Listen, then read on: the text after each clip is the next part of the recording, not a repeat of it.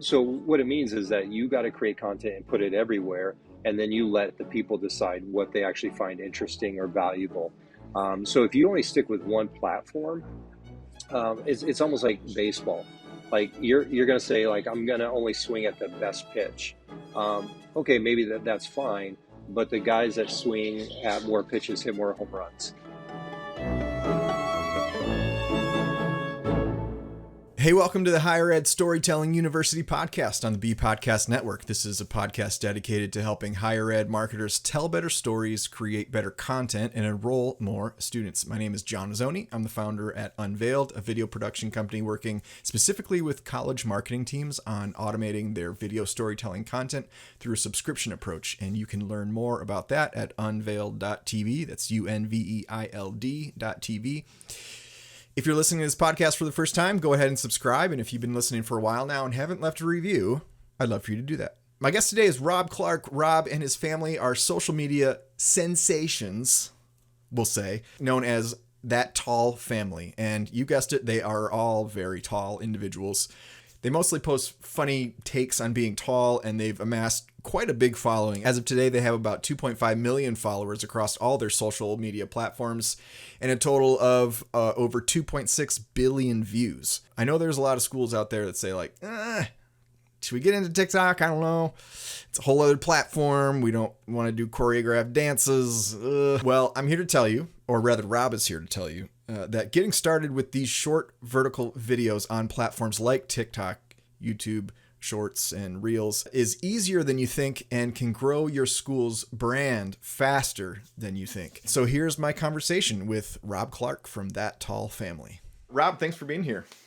Yeah, thanks for having me. So tell me about a little bit about your family and your journey on TikTok. Yeah, so we've been on social media for a long time. I think I was just checking to make sure I'm telling the story correctly, but I think the first video I uploaded to YouTube was about 6 months after YouTube launched. And so been on social media for quite a while, like everyone else. You know, Facebook 2007 was kind of when it felt like the tipping point for most people. And so as different platforms evolved and as video became more and more kind of the mainstay and now seems to be the driver, been doing it for a long time, but really, I think most people get interested in the story about 2 years ago, where we decided to actually create content as a family and to actually make it like a brand where we would actually make money with sponsors and bigger brands and just monetization, those type of things.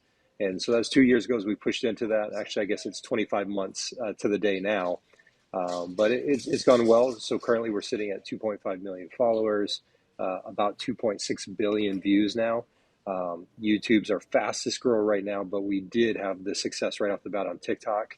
And then once TikTok started taking all the market share, it seems like everyone was chasing that format, the short video, kind of viral, trendy content. And so YouTube, Instagram Reels, Facebook Reels, and I'm sure other platforms, I'm sure Twitter is going to be getting into it soon. LinkedIn already starting to see some of that crossover as well. So you guys are on multiple platforms, not just TikTok. Yeah, we're on all of them. So in fact, we're just about ready to cross over 1 billion views on YouTube, which should happen either the end of this month or early into next month at the rate we're growing. And so it's over the last year, it's grown much faster than even TikTok, where right now it seems like Facebook is the place to be as well. So even though people like to make fun of Facebook as being the old dinosaur, not relevant anymore, there's still a lot of people on it. Last month, we had over 70 million views on Facebook alone. So there's a lot of people consuming a lot of content there still. So we're seeing some growth there as well. That's great. So tell me about tell me about like the kind of stuff that you post. And then I want to get into like how you manage all those content platforms, because I think that's really relevant to me personally, selfishly, but also to my to my audience. But tell just so people understand like what you guys post about. Tell us like the general thrust of your accounts. Right. So the big picture, what we want to do is the message is for us is going to be about family. So we're a very close family. We like spending time together. We travel together. We play together. We spend a lot of time together, even now create content together as a family. And so part of it too is the narrative that you can go on and find any information you want about how evil social media is, about how negative it is, and how divisive it is, and I think there's truth to all of that. But at the same time, I think there's an opportunity to show positivity on there as well, to show lots of great things. So for us, it's the family play because that's who we are. And so one of the things early on when we were trying to think about like, okay, what's going to be the name of our social media accounts? My wife simply said, well, anytime we go anywhere, people talk to us as that tall family, meaning, it's like, oh, do you know the Clarks? They're like, who's that again? Oh, that tall family, just because Yeah. we all are tall. And so it just kind of stuck. And so that's kind of our shtick. And so a lot of our videos do kind of poke fun of, the benefits and the downfalls of being tall. For example, like not being able to fit in beds that like most people, or sometimes shower heads hit you in the chest, those type of things. So we'll do some of those videos, even, making fun of, my 17-year-old daughter who's, 5'10", but we joke like she's the short one. So that becomes a shtick. Yeah. And so we do the family challenges. But we're starting to shift now. It's been 2 years. This is part of our plan is now we're going to get more into the long form. We're going to be doing a podcast. We're going to be doing some more long form content where people can see more than just the viral videos of 15 or 30 seconds. Now we're going to be creating some of that, 10 to 15-minute long content per day, as well as a podcast. That's cool. And so just for people to get a visual, the heights in your family range from what I gather is 5'9" to 7'1". Is that true? Yeah, that's true. I mean, I got a 11-year-old son who's just starting to grow now, so he's 5'5", but Okay. he'll definitely he'll be way over 6 foot. So Yeah. he'll be fine. He'll be just fine. Cool. So tell me about how you, well, actually, before we get into all the content platforms, I'm curious, as content creators, like, is it just you creating the content?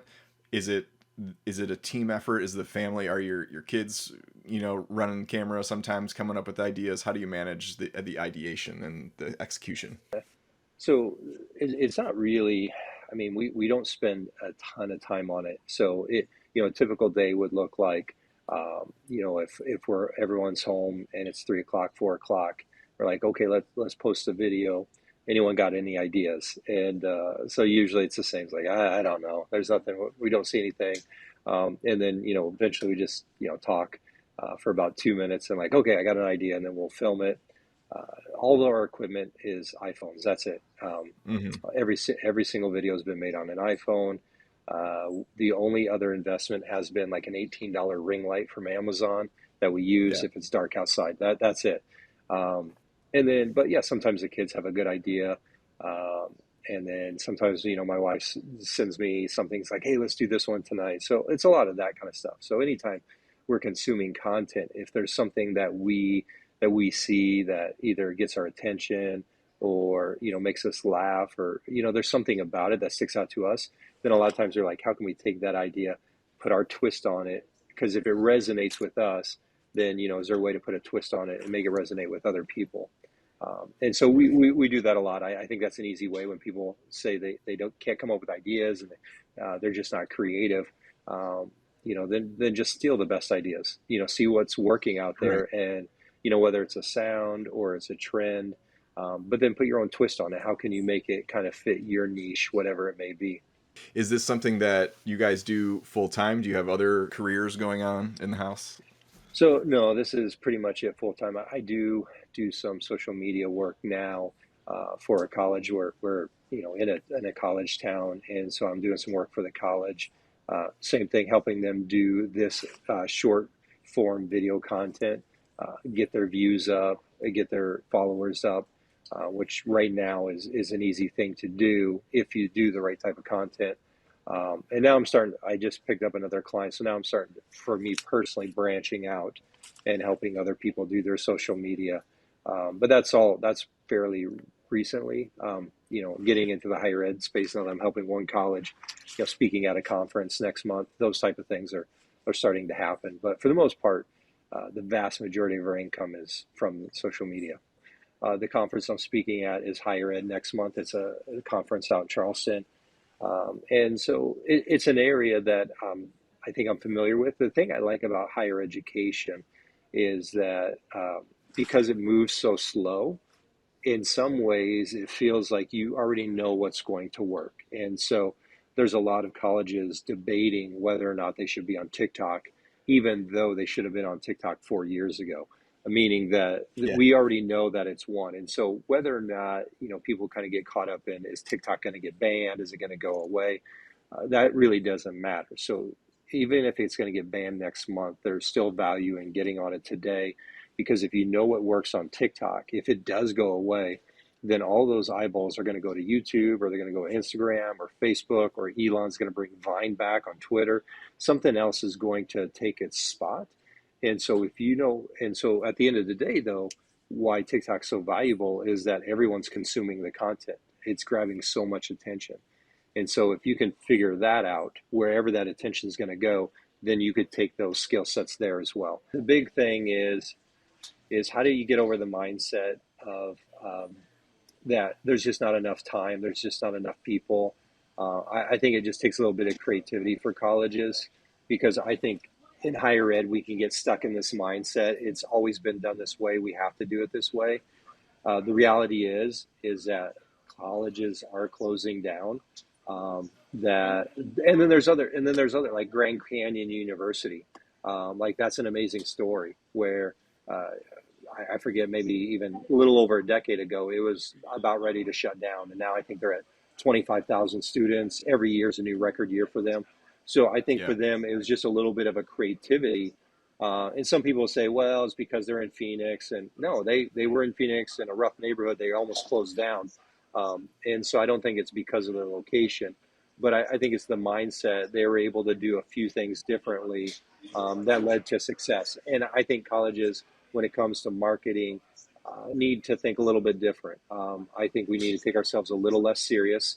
Because when students are choosing a college now, they're looking for a place that when I'm done, I'm going to be able to get a job, and Hmm. two, that it's going to be a place where they have a good experience. And I think social media can highlight both of those things in a way that resonates with them, meaning that it doesn't have to be the suit and tie, button down Right. type approach, or the very slick looking marketing materials. Whether we like it or not, that a lot of students are going to choose a college based on their TikTok page. It's just the reality of the world we live in now. I mean, every decision now is probably influenced by social media. So, of Mm. course, colleges are as well. Yeah. Yeah. And I would say that, so I want to talk about being on multiple platforms. And I've had a few guests on here where their thing, because I think coming from the higher ed world, it's an already overloaded marketing department. Like the idea of coming up with just being consistent in the first place, just even on one platform, seems like a challenge.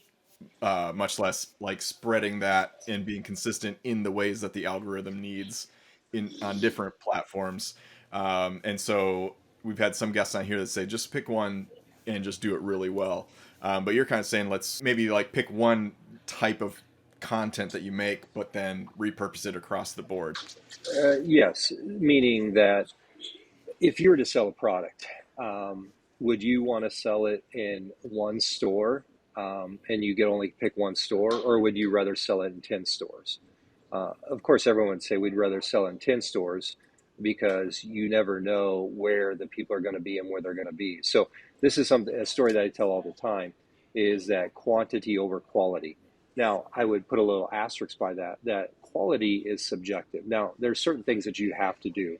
For example, if you're going to do a TikTok, a YouTube short, an Instagram reel, the vertical videos, if you're just going to put a picture over top of that and put some text so it looks like an ad, that's not quality. That's just laziness. And so you see that a lot.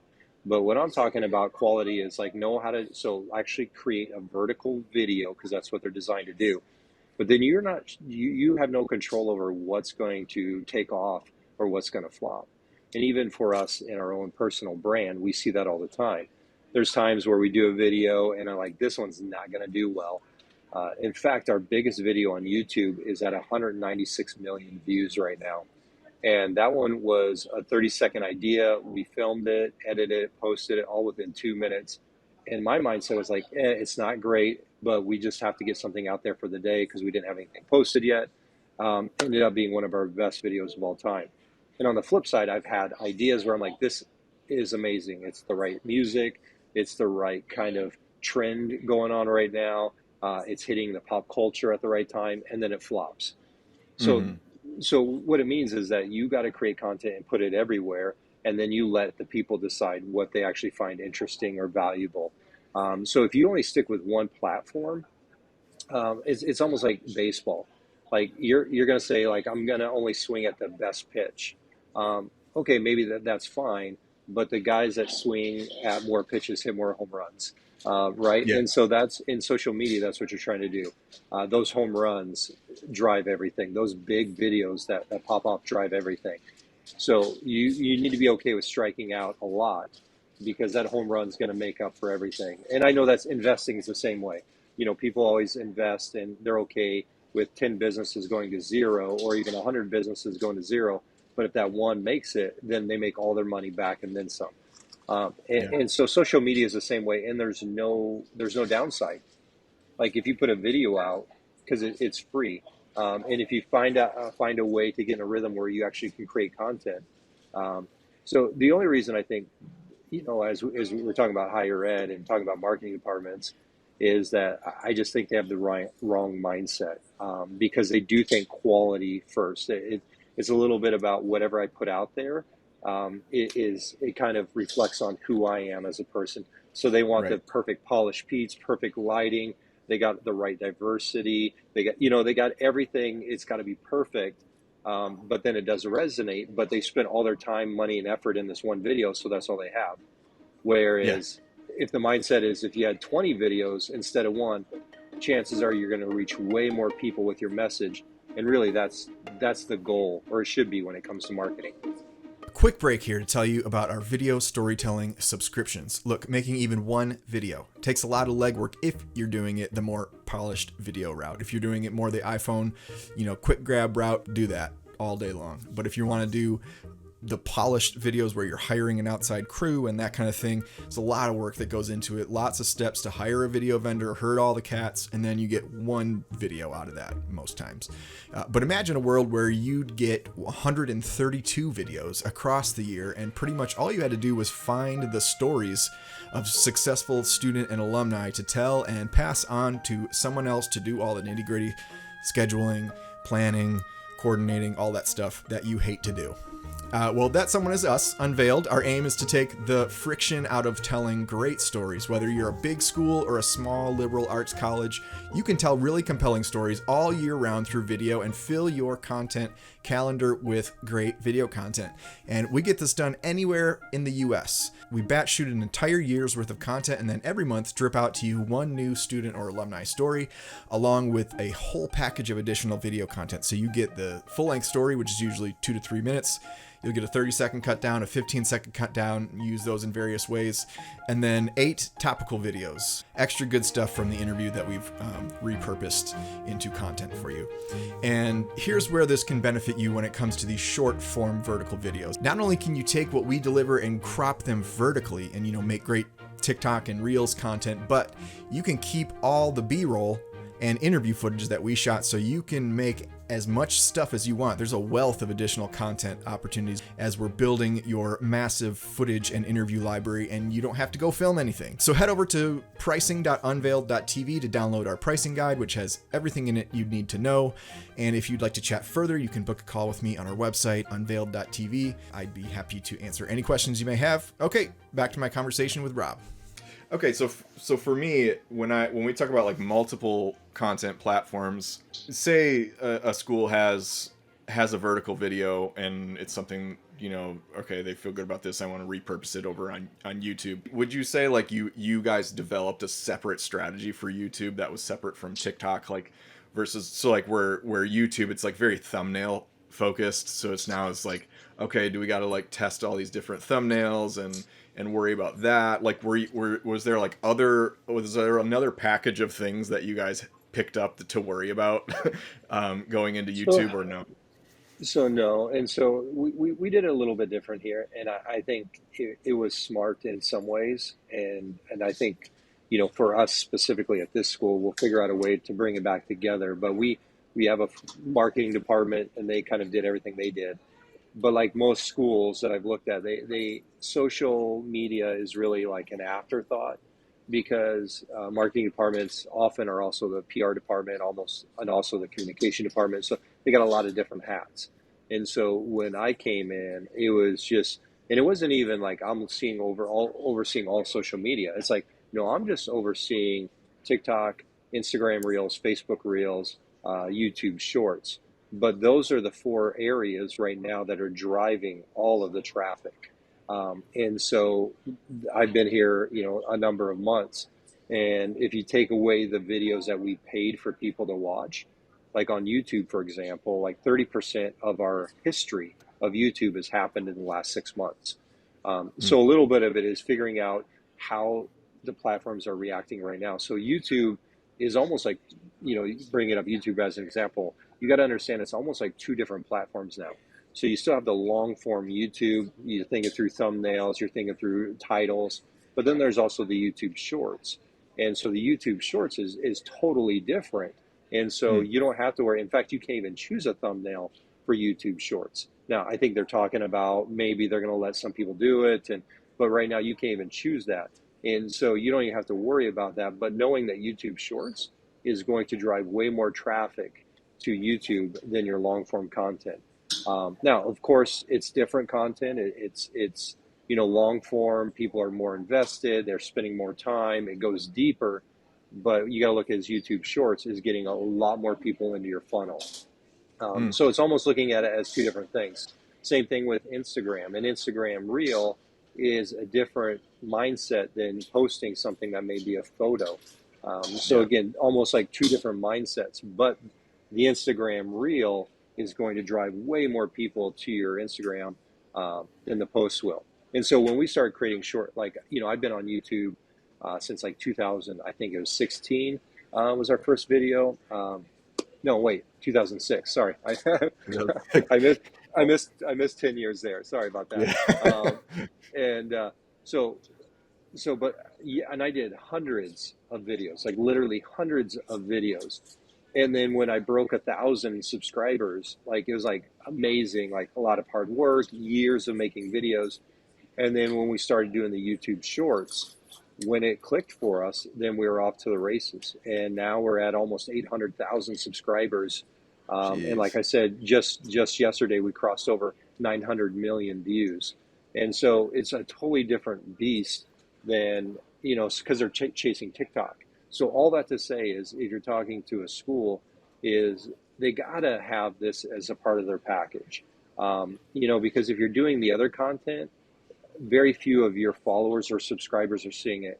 Where the YouTube Reels, Shorts, the vertical video is going to get to new people, and it's going to grow your platform a lot faster. Now, most of them will have no interest at all in who you are. They just want to watch the video, but a Right. portion of them will. And so because all the numbers are there, the numbers are so big, it's going to work out very well for the school or the organization or whoever you're working with.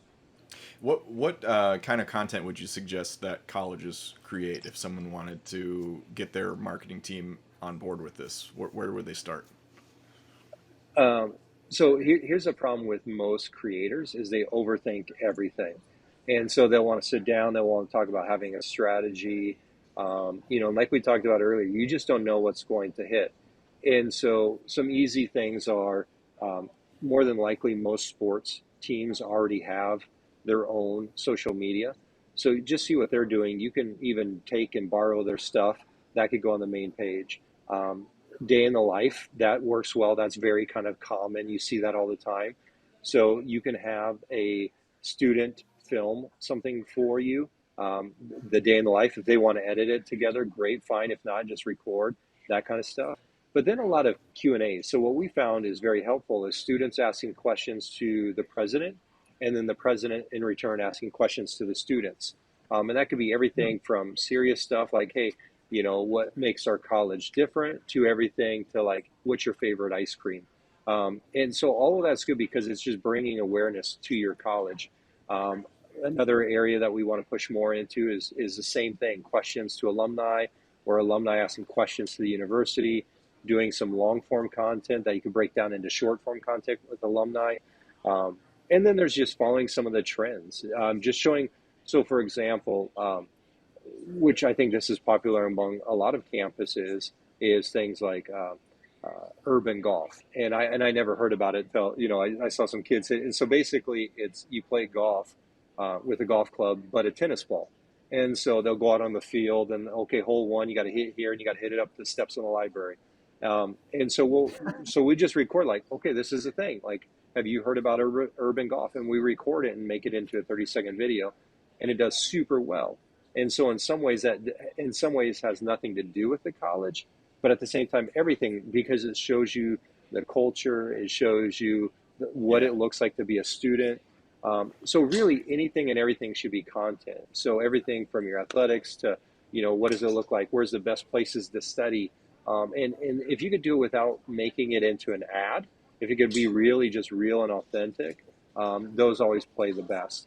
So really, because there's every college, no matter how big or small they are, they have students, they have faculty, they have administrators, they exist in a town. So another area that we're going to push into is how does our college impact the local community?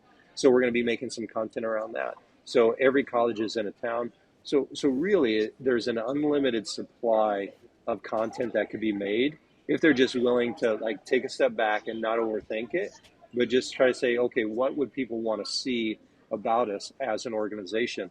And then if you could answer that question, then you'll be just fine. Oh, that's great. Very good practical advice. Tell me, like, the videos you started making, was it 2 years ago with that tall family? Has your content strategy changed much? Like, if you look back to 2 years ago, are you guys like, oh, remember when we were creating those kind of videos and we just didn't know what we were doing? Or tell me about Not, any evolution. not, no, not too much. And so what I love about social media that's different than most marketing is that if you put a billboard up, you put a radio ad out, you put something in the newspaper, you have no idea like how people are engaging with that. But the beauty with social media is as we create content, like we're very active in our comments. So we'll reply to a lot of people. If they have any questions, we answer the questions. But a lot of those questions then can lead to actually more content. And so we're able to see what people engage with, what they find interesting, what they want to know about. And so we can make content around that. And so I don't think a lot has changed. I think it's just evolved a little bit. So after 2 years, and I think we're at 800, 900 videos that we've made in the last 2 years, you start to see what works, what doesn't work, and you can kind of start. And there's times where we try content that we have no idea, that's kind of out of left field. We haven't done it before because we don't want to just get stuck to the same thing. We do want to try different things. And sometimes when we have tried different things, it works really well. But I would say that it's not that it's changed, it's just evolving. And so now we're adding more things. So the long form content will be like an evolution, and the podcast will be an evolution. So we're adding on top of it. So now we got this base, and a percentage of those people will then follow us to the next thing that we do. What do you guys imagine talking about on the podcast? How would you translate what you're doing now into a long form? So a lot of that's going to be family stuff because that's who we are. So we're not trying to create anything. We're not trying to, act as experts. And so we're not going to be like, oh, hey, we're parenting experts or we're relationship experts. It's going to be, just our journey. And my wife and I have been married for 23 years. We have 4 kids, aging from ages 18 to 11. So we're just going to talk about our journey, what it's been look like, and everything. Some of the height stuff will come in because that's just kind of a shtick, and that's what people kind of attract some people. But a lot of it will just be our life in general. So right now we're in the process. We live in Illinois, but we're moving to Florida.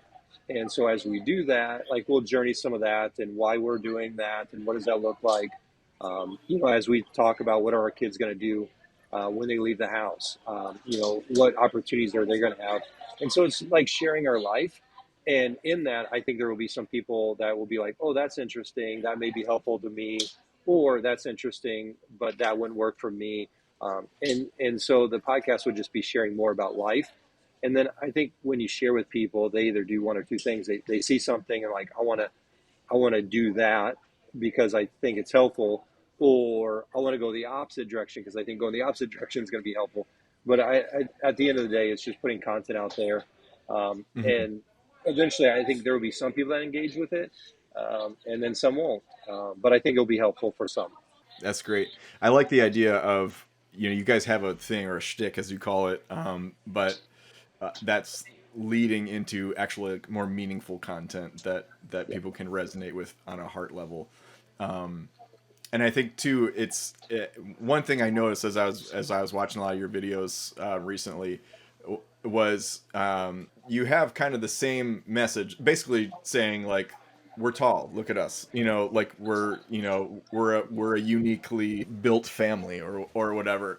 But it doesn't get old. I think like you find different iterations, like different ways to say that. And I think when marketing teams think about repurposing content, they worry: are people going to be bored with like the same message? It's just said in different ways, and I think that's a fear just to get over, because I think eventually there's beauty in people kind of knowing you for a thing or knowing you for a message. And not only that, but they expect it. And so we do stuff from time to, like I mentioned before, we'll do different things, and sometimes it doesn't resonate. And so what we realize is that, for example, um, LeBron James is very good at basketball.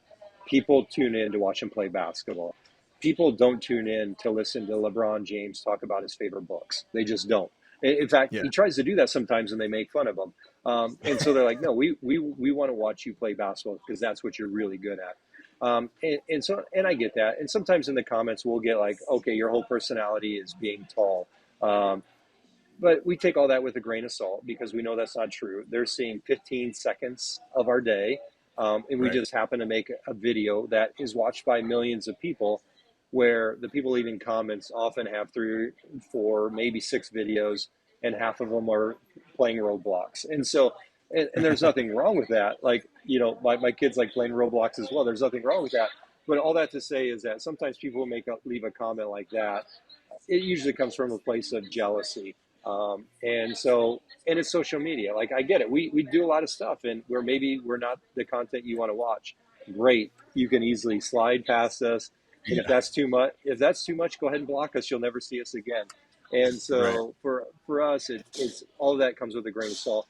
But when it comes to universities, it's one of those things where this may be a marketing principle as well.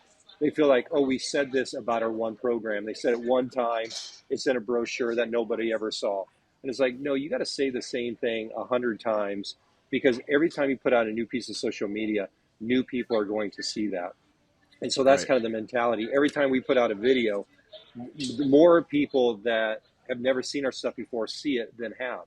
And so that's what we want. And so, yeah, maybe you've seen this video before, but a million people that just watched it have never seen us before.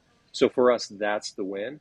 And if we get to, at some point, some people say, okay, I'm over this. It's not entertaining to me anymore. Yeah. And they unfollow us. That I totally understand that. And I get that. Definitely. I love Roblox too. I've been I think my 7-year-old is she's that's what she's into now, like watching videos of people playing Roblox, Yeah. and they're like these like, to me they're dumb. like Yeah. Yeah. like Yeah. these like obstacle courses where like I'll play them with her. I'm like, what is the point? Like what are Yeah. we we're just Yeah. jumping from one thing to another, but she loves it. I got really into the game Flag Wars on Okay. Roblox. It's like Okay. capture the flag. It Right. became a problem. My wife had to like talk to me about it. She's like, are you okay? You're like constantly escaping to Yeah. this game for 8-year-olds. Yeah. Yeah. No, this has been great, Rob. I appreciate you coming on and talking about this. Where can people find you at? That tall family. Yeah. So, I mean, yeah, we're there. So if anyone types that into Google, you'll find us everywhere. If anyone want to Instagram Messenger, I always see those 100% of the time. So that's all family there. LinkedIn, if they want to discuss more things, I see that as well. And then my emails, thattallfamily.com, my email's on there. So I'm very easy to find. If people want to find me, all my information's out there. I appreciate you coming on. Of course. Yeah. Thanks for the time, John. And I'm sure we'll run into each other again. Thank you for listening. Go check out Rob and That Tall Family on all the different social media platforms, and I think you'll really enjoy their stuff. Also want to give a shout out to Troy Singer, co-host of the Higher Ed Marketer podcast, for introducing me to Rob, and they've got a really good episode with Rob as well over on their podcast, so go check that out. 3 things I want to give you before you go. Reminder to go to pricing.unveiled.tv if you're interested in our subscriptions and download our pricing guide. And number 2, if you want to take the storytelling you're already doing to the next level, I have a free resource for you. It's a 3-part framework for creating compelling student and alumni testimonials that you can get at unveiled.tv/student testimonials. And it doesn't even have to be for video. Put the framework to use in any format in which you tell student outcome stories. Number 3, would love for you to leave a review for this podcast. It helps us out a ton. Thank you for listening. My name is John Azzoni. Go connect with me on LinkedIn. And in the meantime, I'll catch you on the next episode of the Higher Ed Storytelling University podcast. Thanks.